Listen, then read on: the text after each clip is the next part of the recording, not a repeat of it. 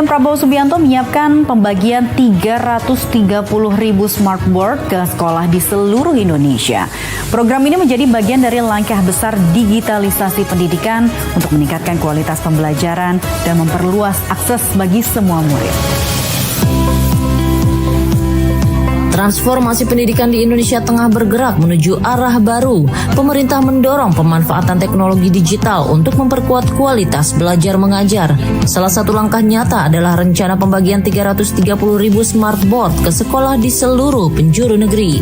Program ini disampaikan Kepala Staf Presiden Muhammad Qodari sebagai upaya menghadirkan alat bantu modern dalam proses belajar. Smartboard yang disiapkan pemerintah tidak hanya sekedar papan digital. Kehadiran perangkat ini memungkinkan guru menghadirkan materi dengan cara lebih interaktif, sekaligus membuka akses murid terhadap konten pendidikan yang berkualitas. Program ini dikelola oleh Kementerian Pendidikan Dasar dan Menengah.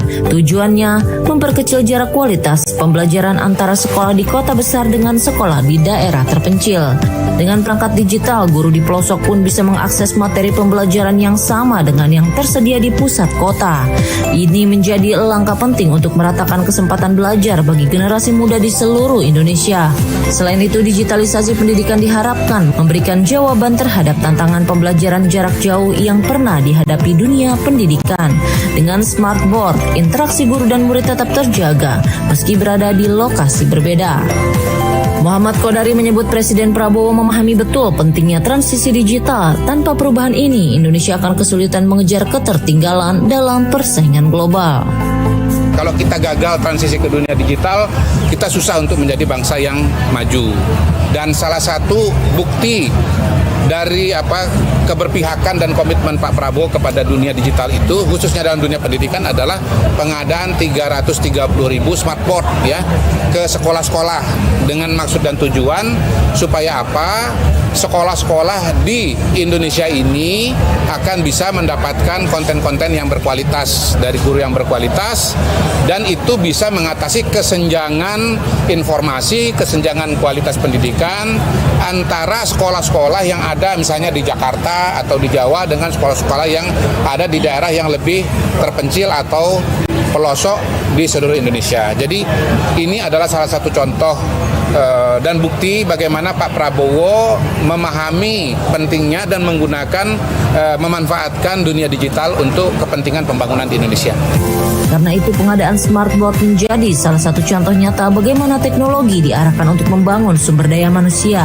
Dengan murid dan guru yang terkoneksi lewat platform digital, kualitas pendidikan dapat meningkat secara merata. Upaya menghadirkan 330.000 smartboard menjadi langkah penting dalam membangun fondasi pendidikan Indonesia di era digital. Dengan akses yang lebih luas dan kesempatan belajar yang setara, generasi muda dipersiapkan untuk menghadapi masa depan dengan lebih percaya diri.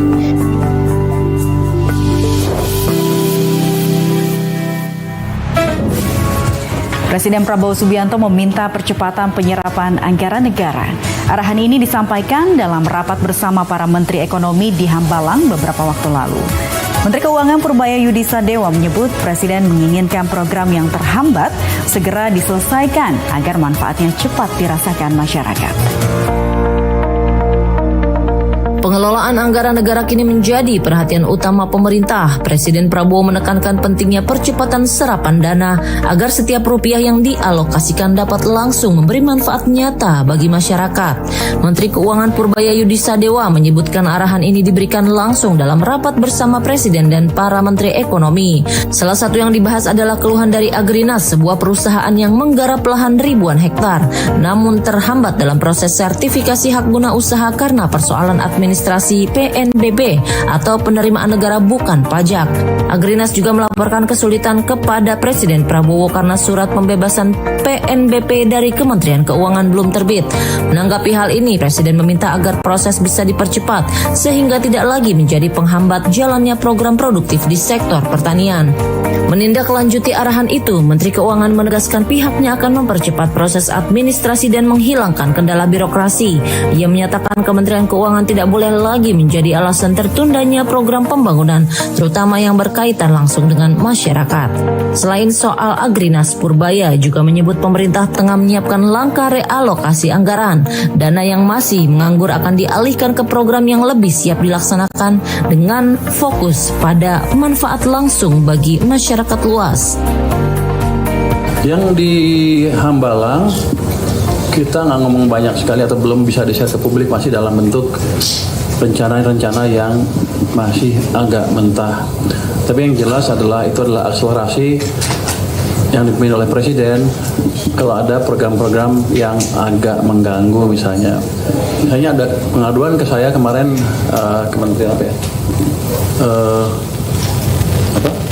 Perusahaan Agrinas kan punya program berapa ribu hektar tanahnya belum di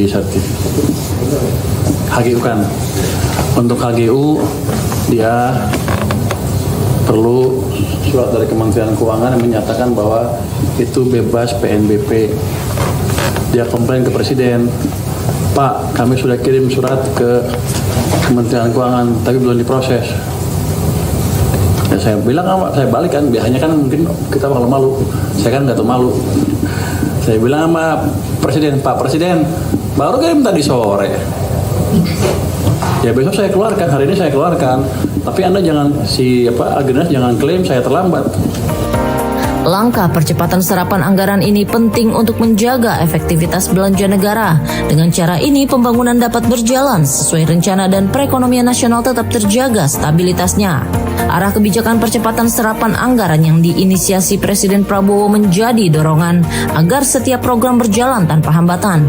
Dengan realokasi yang lebih tepat sasaran, pemerintah meneguhkan fokus pada pembangunan yang langsung menyentuh kehidupan masyarakat. Pemirsa, tibalah kita di penghujung jendela Istana hari ini. Semoga tayangan ini memberikan Anda gambaran yang lebih jelas mengenai langkah dan kebijakan Presiden Prabowo Subianto. Saya Rika Indriaswari pamit undur diri, sampai jumpa dalam jendela Istana esok di jam yang sama.